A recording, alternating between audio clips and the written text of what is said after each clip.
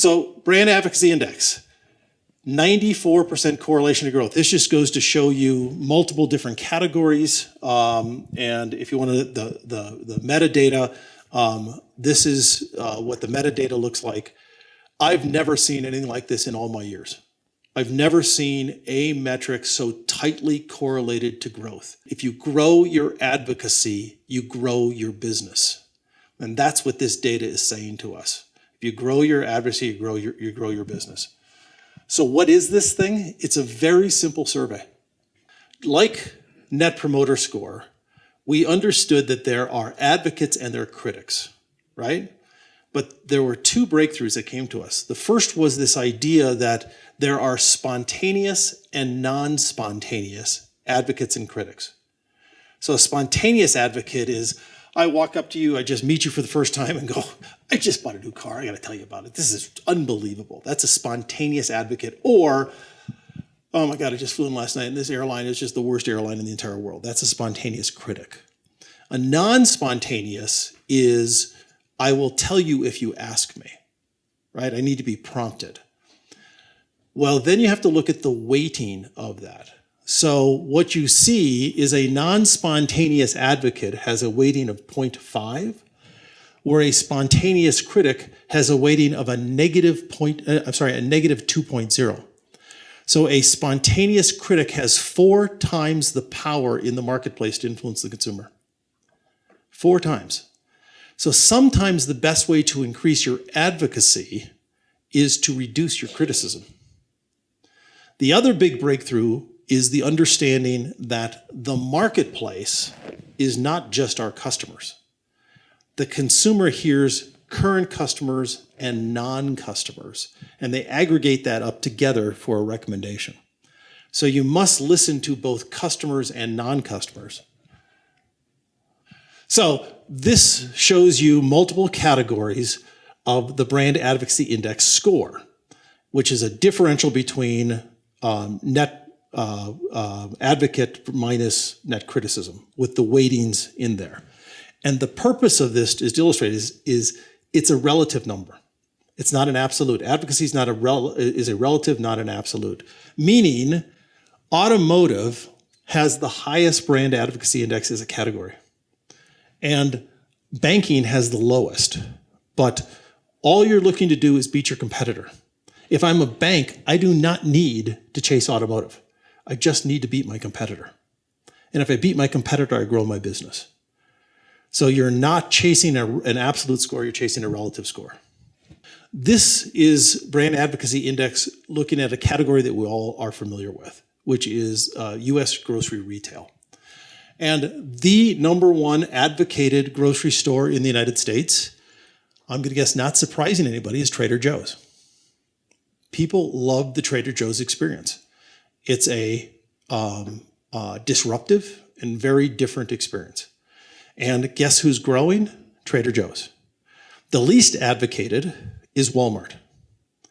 And if you go look at Walmart's same-store sales in the United States, they are flat to declining, right? So the data holds true. But if you dig a little deeper, you go, well, let's look at the number of advocates that we have here. And so on the top chart, you see Trader Joe's has a fairly high level of spontaneous and non-spontaneous advocates. And Walmart actually has quite a bit of advocates. They really aren't, they're behind, but they're not hugely behind. But look at their criticism. Their criticism is massive. And so that gives you your first clue that something else is going on. How would I spend my marketing dollars? And then we go look and we say, well, what's the difference between clients, people who currently use the brand, and non-clients? Remember, it's that aggregation that totals the marketplace. And look at what's happening with Walmart here. The people who don't shop Walmart are criticizing them like crazy. Criticizing them like crazy. So I don't know if you remember back, I said there were 6 levers of advocacy, value for money, interested in people like me, those 6 levers. Well, guess where Walmart is on value for money? Off the charts. off the charts. Best out there. And so if I was Walmart, I wouldn't spend one more dime on value for money advocacy. One of the levers is social responsibility. Guess where Walmart is? Exactly right. So Walmart's criticism is being driven by social responsibility of you don't pay your people enough, it's a sweatshop. And if you look at what Walmart's trying to do today, they're trying to change that image because this is what the data tells you. So Brand Advocacy Index allows you to go identify the factors, because you just keep on drilling down, to go identify the factor that's influencing your brand, positively or negatively, so you know what to go work on. By the way, this is so simple to implement. You could do this in a simple survey. If you want to do it statistically significant, nationally, it might cost you $8,000 to $10,000 to go do. Most of you don't need to do it at that level. But you could do a couple hundred consumers, you could do it quarterly and get an idea of where you rank versus your competitor. It's very simple. It's publicly available information. So I'm not sharing confidential IP. Easy for you to access. One last point, and then I will get off this stage. We know from all of our research, when we aggregate everything else, that the 4 top things that are advocated are value for money, customer service, product satisfaction, and emotional connection.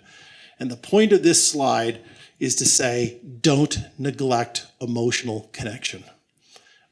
If we look at every industry, every BAI we've ever run around the world, almost 30% of the things that are advocated are about emotional connection. Almost 30%. So there's a wonderful playing ground there for you guys.